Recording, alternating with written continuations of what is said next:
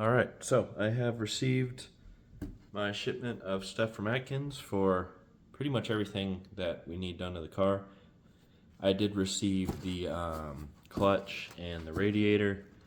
Those are just sitting out in the garage, but this is everything I ordered from Atkins, so I figured I'd just do a quick unboxing style thing for it. Why not? Hopefully you can actually see. I'm just like propped my phone up on like a ceiling light. But looks like we have all the seals in here. Looks like they gave me, let's see, a sticker. I don't think I have this one. I have the sticker that says Atkins.com.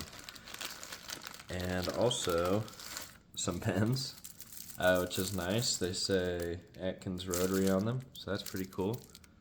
I don't know if I'm getting any of that on camera. But in this bag, besides those pins and stuff, looks like that is all of the seals or springs. Looks like we got the side seals right here, and then the side seal springs. Then there is, let's see here, the apex seals themselves.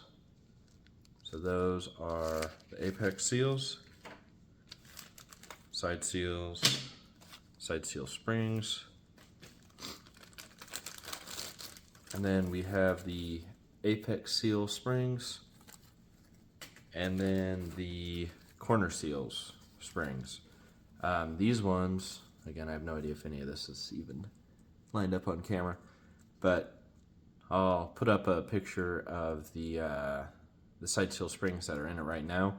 The ones inside are just like thin little wires. And these are actually kind of like bent discs. These, I believe, are used on the FD engines and the Rx-7 engines. And they're just better. They work the same. They're interchangeable. Sorry. They're interchangeable. But these, I mean, this just looks like it'd be more efficient at springing than just one tiny wire piece for those. This looks like the front and rear main seals for the engine.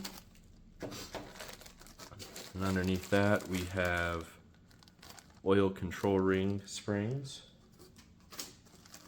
And then this looks like the oil control ring O-rings. Oops. And this whole bag is all of the oil control rings themselves. So 8 total. 2 inner, 2 outer per rotor. So big pack of those. Some oil filters, not too exciting. Figured I'd just get 2 of those. The Atkins has like rebuild kits, and one of them came with an oil filter. And the rebuild kit that came with the oil filter was actually a little cheaper. When I added the things that it didn't have on it. So I got that oil filter, but then I got another one as well. These look like, let's see, have to open them to check. Yep, these are the main bearings for the engine. I don't know if I got it on camera. I'm pretty sure I did. But the ones that are currently in there have copper showing on the inside, which isn't what you want. And since I have it all out, I figured I'd just go ahead and replace them anyways, since these were just real cheap, like 40 bucks each.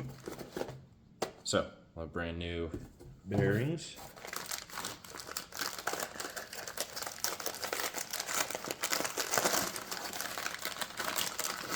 The bearings on the rotors looked fine.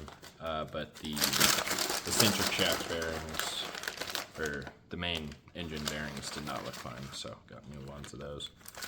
New thermostat, not too exciting as well. New set of spark plugs, always good to have. I read something about like when you're first starting up the engine, the spark plugs will probably get all fouled up because the compression's pretty low and it might flood. So I might take the old set of spark plugs, clean them off real nice, and use those for when I'm starting the engine up for the first time. But then a nice brand new fresh pack will be very nice.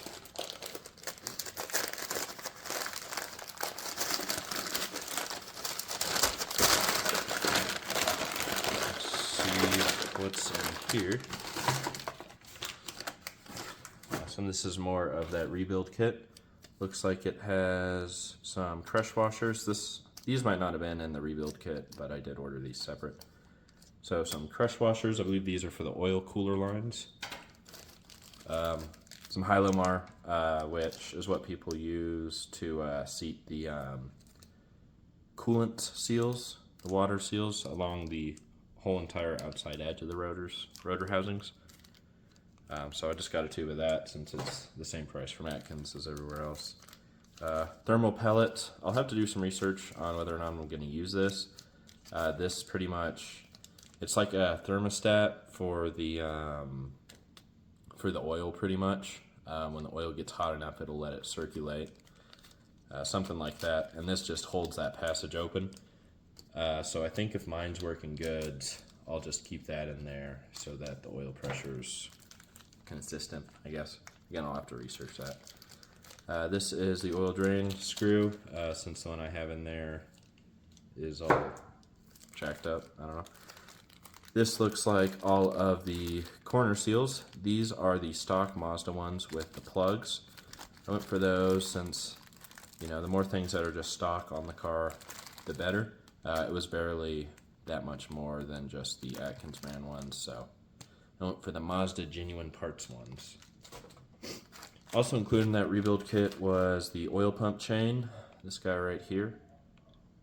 And I don't think I necessarily needed this, but it was included with the rebuild kit, so I went ahead and received one anyways. I don't see a reason why not to use this one though, since it's brand new. Same thing with these guys, included on the rebuild kit. I don't really know how to check these for wear, but I mean they're real cheap, so I got a set of those too. Throw those in as well. Let's see, I think this is the bearing press tool.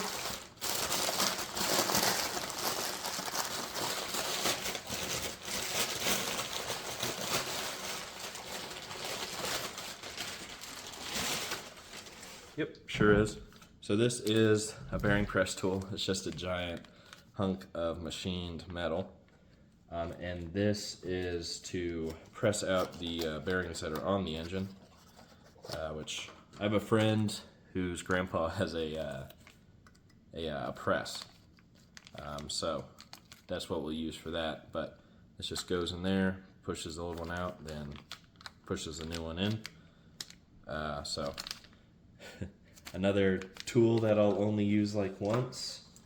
It was like 60 bucks, but you know, I guess in the grand scheme of things, I do want the new bearings in there, and I do need a tool to get them in. So let's see what next here. This is all very exciting. It's like Christmas.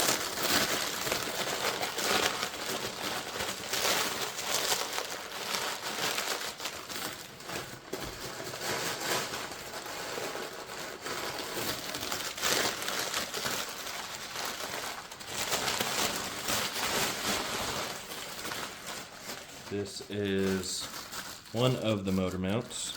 As you can see, it is intact, unlike the one that is in my car currently. So we got that. I'm assuming this one is the other motor mounts. Yep, feels like it.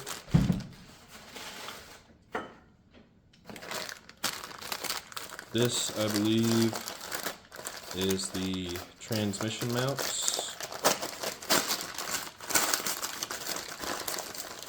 Yep, got those right there. These ones are also intact, unlike the ones in my car. And they're genuine Mazda parts, which is exciting. And then this one, that bushing that gets pressed in on the, it's next to these transmission mounts on the mounting bar thing. So those as well. Now we're on to the rest of the rebuild stuff. As you can see, it's quite a lot. Looks like they packaged it up all nicely though. So yeah, it looks like all the gaskets for the entire car pretty much. I'm not going to go through and walk through what each of them are because I don't really know. I'll have to look into them, right? But all the gaskets, you can see these are the coolant passage seals for the housings, and then just a bunch of different sized washers, O-rings. It's got the washers for the tension bolts in here, lots of different O-rings. Yeah, just a ton of different stuff in here. I'm gonna have to go through one piece at a time and see what's what. But yeah, that is essentially everything for the rebuilds. So we got spark plugs, we got oil filters, we got bearings, we got a thermostat, bearing press, thermal pellet, drain plug, crush washers, Tylomar for putting it all together, oil pump chain, side seals, corner seals. I think I said those backwards. Corner seal springs, apex seal springs, apex seals, rear and front main seals, oil control rings, side corner seal springs. I keep messing up what these parts are called, there's too many of them. Transmission mounts, bearings, and motor mounts. And that, I believe, is everything that we need to get this engine all rebuilt. And then out in the garage, I got my flywheel resurfaced since it had a bunch of heat spots, but that came out real good. New clutch and a new aluminum radiator, which I got off eBay, so hopefully it actually works. But yeah, this is what we're all working with here. Tons of exciting stuff. This is $1,700 worth of parts here. The biggest chunk of that, I think, is these oil control rings. This 8-pack was $500, but the ones that are in there are pretty worn down along the edges, out of spec. So couldn't hurt to get new ones. And I'm pretty sure oil leaking into the housings was one of the biggest issues I was having, because when I took the engine apart for the first time, there was just a bunch of engine oil sitting in there, which, you know, at first I thought it was just the flooding, but it was engine oil, not gasoline like with the premix. So I'm thinking maybe these oil control rings failed and that kind of messed things up, since they are worn out of spec as well. But here's everything. I'm pretty sure I've recorded to me finishing all the cleaning stuff. Also, the apex seals that I went for the Atkins brand ones, just these 2-piece apex seals. There's a lot of discourse out there, like on the forums and everything, about these Atkins seals. A lot of people say just to go with the OEM Mazda seals, which ideally would be the best case, since everything else that I got in terms of seals and everything is OEM. But the OEM ones were like $300 to $400 more, which is pretty pricey, especially since I already spent $1,700 on everything else here. And from what I've heard when I was researching all the differences between them, these are a little softer than the stock Mazda ones, which people say will wear your housings less, but it also, people say that they're more prone to, you know, the seals themselves breaking. So, you know, what I figured was, since I'm just doing a completely stock engine, no forced induction, no high horsepower or anything, just a stock, maybe 150 horsepower rotary engine, I figured these would be fine. I've heard people use them for years and have no problems, and they are cheaper. I figured Atkins is still in business and they sell these seals, so they can't be that bad. So go ahead and go in with these. They might be a little softer. It should be fine. Less damage on the housings, quicker breaking in, and $300 cheaper. So I got no problems using these. So for the front and rear cover, since I am replacing the bearings on the inside of these, both these little disc guy, I think they're called needle bearings, and the main E-shaft bearing. Gonna take these off. Both of them are held in place kind of as a unit with the stationary gear with these 6 just 12 millimeter bolts. So take those off and then we'll have the bearings out and ready to press the new ones in. The rear one has same bolts. This whole assembly thing is bigger though, and it has the rear main seal pressed into it as well. The front one, that's it out right there, has that plate up front, and there is a spacer with a tapered end on the inside there, if you can see that, and then this needle bearing like before. We got that out. It was on there, took some persuasion with a mallet from the other side. So I went ahead and cleaned this up a little. I'm going to get the main seal here out, which seems like you can just do with the screwdriver and popping it out that way. So I'll try to get that out. Got the rear main seal out there. It was pretty easy. I found it was easy just to get underneath it and then twist. Came out pretty easy. Looks like to put it back in, you put the new one back in and then kind of mallet it in. So that'll be pretty easy too. But now I have both of these guys out, and then I have the new bearings for the inside and the tool to press them. So we will go to the machine press and we will press these out and press them back in. There is also an O-ring around the bottom of this that should be replaced.